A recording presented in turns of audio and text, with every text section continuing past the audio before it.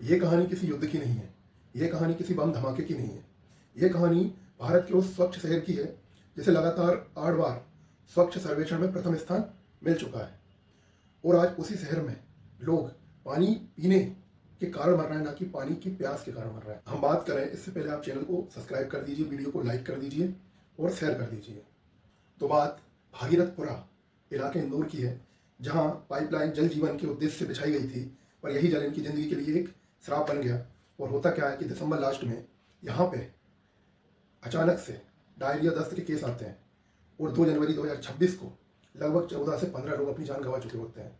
और जब इस पर जांच बैठती है तो पता चलता है कि ये जो पानी पी रहे थे उसमें मानव मल और जो सीवेज का पाइप है उसका जो रिस रहा था पानी, वो मिलकर आ रहा था और उस कारण ये संक्रमित होते हैं और इनकी मौत हो जाती है। और समस्या ये है कि अभी भी 250-300 लोग हॉस्पिटल में भर्ती हैं और दुख की बात यह है कि सरकार को लग रहा है सिर्फ 4 से 5 लोग मरे हैं। अब आप क्या ही कहोगे इस बारे में।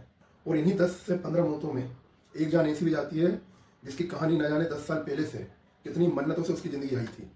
तो मैं बात कर रहा हूँ आवान साहू की। ये उसी इलाके में जन्मा 6 माह का बच्चा होता है जिसकी जान इस कारण जाती है कि वह बच्चा दूध में वो पानी मिलाकर पी रहा था जो न जाने कितने लोगों की मौत का कारण बन गया। और ये बच्चा बड़ी मिन्नतों के बाद 10 साल बाद पैदा हुआ था।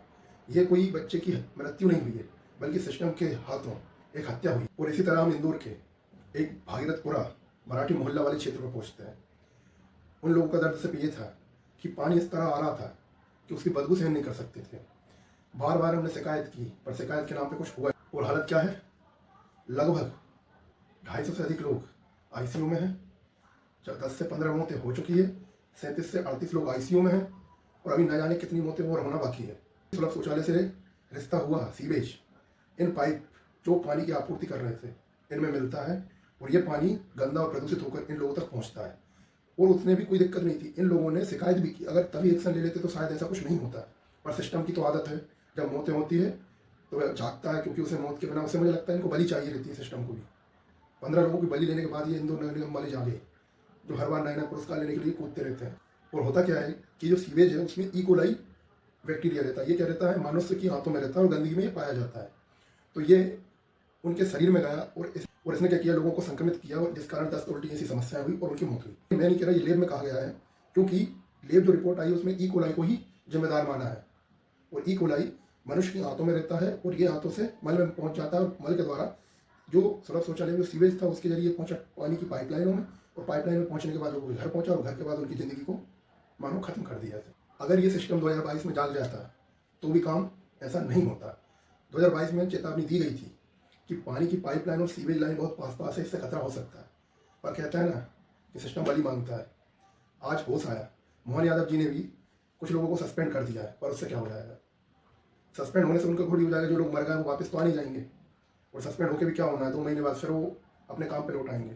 पर जो 14-15 मौतें हो गई हैं, आवान साहू जैसे कई की कहानियाँ हैं, ये 10-15 लोग नहीं, ये 10-15 परिवार खत्म हुए हैं और अभी ना जाने कितनी मौतें और होना बाकी है जो आईसीयू में है, जो गंभीर चुनौतियों का सामना कर रहे हैं। सरकार तो पहली बार 10-15 मौतें मान ही नहीं रही है, पर मौतें मान भी रही तो उनको 2-2 लाख रुपए सिर्फ मुआवजा मिल रहा है। अब आप बताओ कि गलती सरकार की है और जिन लोगों की मौत हुई है उन्हें सिर्फ 2 लाख रुपये। हालांकि व्यक्ति जो 2 लाख रुपये नहीं ले रहे हैं और वो ये कह रहे हैं कि हमारे परिवार के लोग जो मरे हैं उनको वापस ला दो। 2 लाख रुपये में एक भारत की सस्ती जान बिक रही है। आप क्या ही करें। क्या लगता है कि इंदौर को स्वच्छता अवार्ड इसलिए मिलना चाहिए कि सिर्फ वहाँ सड़कें साफ है, इस सड़कों को कोई नहीं चाटेगा, जो घर में पानी आ रहा है उसकी गारंटी भी तो दो। इंदौर नगर निगम के लोग हर दिन ऐसी पोस्ट करते हैं, हम सोलर एनर्जी पे काम कर रहे हैं, इस पे काम कर रहे हैं। आप सही से व्यक्ति की मूलभूत आवश्यकताओं की पूर्ति तो करो।